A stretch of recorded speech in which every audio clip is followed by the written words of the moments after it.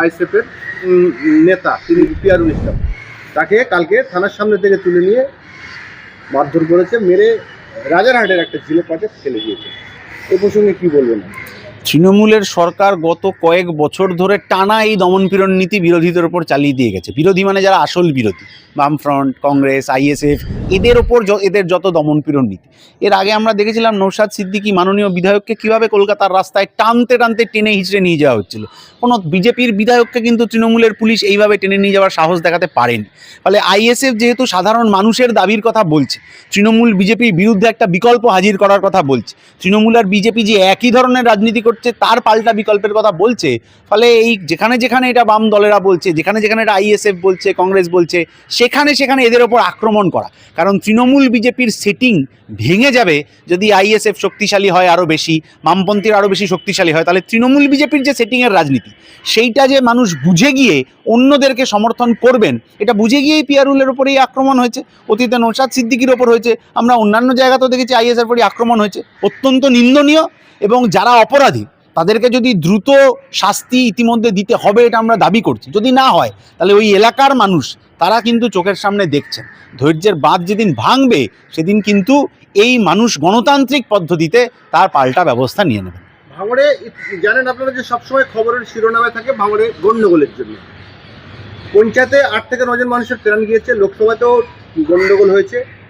আর অভিষেক বন্দ্যোপাধ্যায় বলছেন দক্ষিণ 32টা আসনের মধ্যে কেন ভাঙড় আমরা হারবো, এবারে ভাঙড় আমরা চাই।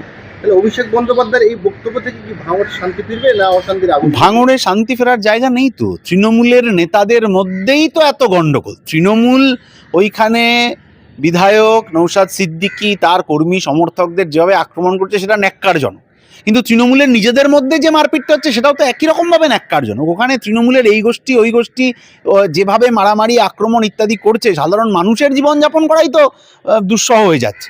এখন নির্বাচনের আগে অনেকে অনেক কথা বলেন, একটা আসন জিতবো, ওটা আসন জিতবো, ওগুলো সব বাজার গরম করার জন্য, ওর সাথে বাস্তবের কোনো মিল নেই। প্রস্তাব বাগচি বলছেন যে বাংলায় কেউ বিরিয়ানি খাবেন না, মুসলিমদের দোকান থেকে হালাল মাংস কিনবেন না, কি বলবেন? কৌস্তব বাগচি বলছেন তো কি করব, এখন উনি যে রাজনীতিতে গেছেন সেগুলো বোধহয় ওরাকে এসব বলতে হয়। কৌস্তব বাগচি অতীতে যে রাজনীতিতে ছিলেন তখন এগুলো বলার প্রয়োজন ছিল না, এখন রাজনীতি বদল করে নিয়েছেন ফলে বাধ্য হয়েছেন হয়তো বলতে। কিন্তু যে কোনো সুস্থ স্বাভাবিক মানুষ সে যখন খাবার খায়, যখন সে ভাত ডালও খায়, বিরিয়ানি তো অনেক বড় লোকদের খাবার, সে যখন ভাত ডালও খায় তখন কি এটা হিসেব করে যে ওইটা যে চাষ করেছে সে হিন্দু না মুসলিম? এখন বিজেপির নেতাদের বাড়িতে যে চাল যায় সেটা কি হিন্দুরা তৈরি করে না মুসলিমরা তৈরি করে কেউ জানে? আমরা যে জামা কাপড় পরেছি সেটা সেলাই করেছে হিন্দু কারিগর না মুসলিম কারিগর কেউ জানে? ফলে এই মানুষ ভাগের রাজনীতির যে নোংরা রাজনীতি বিজেপি চালু করছে, সামনের বিধানসভা নির্বাচনে তার যোগ্য জবাব বিজেপি পাবে, এটা আমরা বলতে পারি। আমাদের প্রতিবেশী রাষ্ট্র বাংলাদেশ, তাদের সঙ্গে প্রায় সব রকম সম্পর্ক ছিন্ন করেছে কেন্দ্র সরকার, কারণ বাংলাদেশে হিন্দুদের উপরে অত্যাচার করছে। কিন্তু একই ঘটনা আমাদের ভারতবর্ষে ঘটছে। আয় দিনই আমাদের ভারতবর্ষের বিভিন্ন জায়গায় বাঙালি মুসলিম এবং বাঙালি হিন্দুরাও মারধর খাচ্ছে।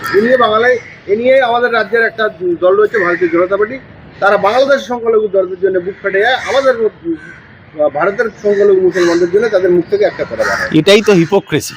বামপন্থীদের নীতি সংখ্যালঘুদের পাশে দাঁড়ানো, ফলে বাংলাদেশ হোক, ভারত হোক, গাজা হোক, ভেনেজুয়েলা হোক, বামপন্থীরা সর্বত্র সংখ্যালঘুদের পাশে দাঁড়াচ্ছে। কিন্তু বিজেপি যে দীপু দাসের জন্য মিছিল করেছে, তারা এখানে দেবুদাস উষারানী দাসের জন্য তো মিছিল করেনি, জুয়েল রানার জন্য তো মিছিল করেনি, আফরাজুলের জন্য তো মিছিল করেনি। কেন করেনি? কারণ ওরা এখানে সেই ভূমিকাই পালন করছে যা বাংলাদেশের সরকার করছে, শুধু জামা আলাদা পরে নিয়েছে, কাজ একই রকম করছে। ফলে সংখ্যালঘুদের পাশে দাঁড়ানো যদি বিজেপির নীতি হতো, তাহলে আফরাজুলকে, তাহলে আখলাককে, তাহলে আসিফাকে তো এইভাবে তার জীবন দিতে হতো না। তাহলে পশ্চিমবাংলাতেও এই যে আনিস খান যেভাবে মারা গেল, পশ্চিমবাংলাতেও যেভাবে মইদুল ইসলাম মিদ্দা মারা গেল, সুদীপ্ত মারা গেল, তাহলে এই জীবন দিতে হতো না তাদের যদি তৃণমূল বিজেপি এই রাজনীতি করতো। বামপন্থীরা সর্বত্র সংখ্যালঘুদের পাশে দাঁড়াচ্ছে। বাংলাদেশে যা চলছে তার সমর্থন করি না, ভারতবর্ষেও সংখ্যালঘুদের ওপর যা চলছে তার সমর্থন করি না, কিন্তু বিজেপি আসলে দুমুখ রাজনীতি করে। ওরা নিজেদের ধর্ম জাতের রাজনীতি করে ভোটটাকে বাঁচানোর জন্য, ওদের মধ্যে কোনো ধর্মীয় ব্যাপার নেই।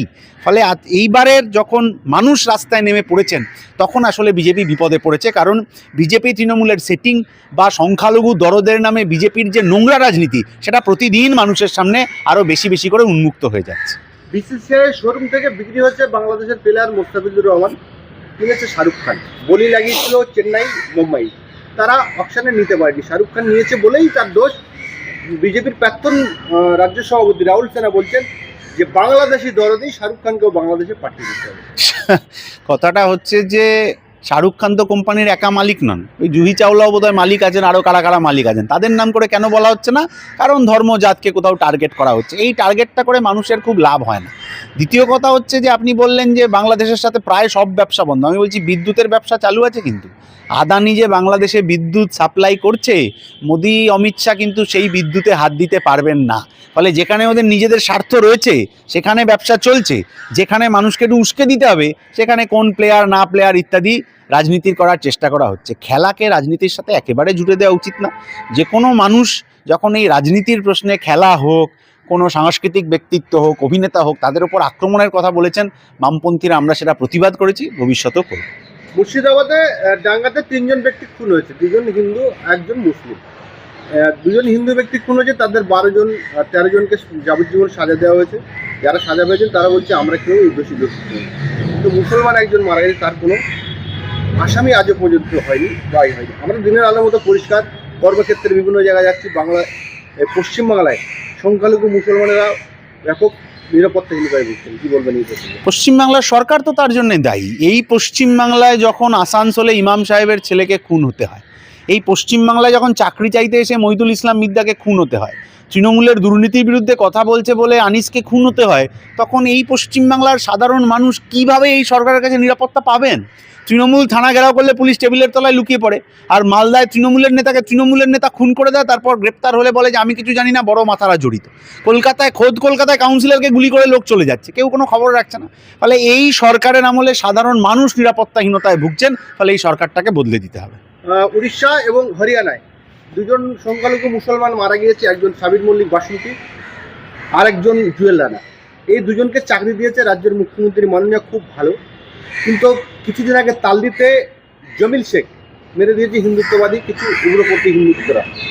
আর আবু সিদ্দিক, সাবির মল্লিক ঢোলাহাটে, তাকে মেরে দিয়েছে পুলিশ। এই 2 জনের বাড়ি তৃণমূলের কোনো একজন পঞ্চায়েত সদস্য পর্যন্ত যায়নি। এ কেমন বিচারিতা? পহেলগামের ঘটনার পর বাংলার যে কৃতি সন্তান শহীদ হলেন ঝন্টু আলী শেখ, তার বাড়িতে কোনো বিজেপির নেতা গেছিলেন? কেন্দ্রীয় সরকার যে এত মানুষের উন্নয়নের কথা বলে, দেশপ্রেমের কথা বলে, ঝন্টু আলী শেখের বাড়িতে গেছিলেন নাকি? জাননি তো। ভূতনিতে যে মানুষ বিপদে পড়েছেন, সংখ্যালঘু মানুষ আছেন, সংখ্যাগুরু মানুষ রয়েছেন, নদী ভাঙনে সব চলে গেছে, এসআইআরে কাগজ কি দেখাবেন, তার বাড়িতে তৃণমূলের নেতারা গেছিলেন? শুধুমাত্র লোক দেখাতে মালদায় একদিন গিয়ে ক্যাটারার ভাড়া করে পরিযায়ী শ্রমিকদেরকে খাবার খাইয়ে দিলে কাজ হয়ে যায় বলে তৃণমূল মনে করে? এই দ্বিচারিতার রাজনীতির বিরুদ্ধেই মানুষ আগামী নির্বাচনে কথা বলবেন।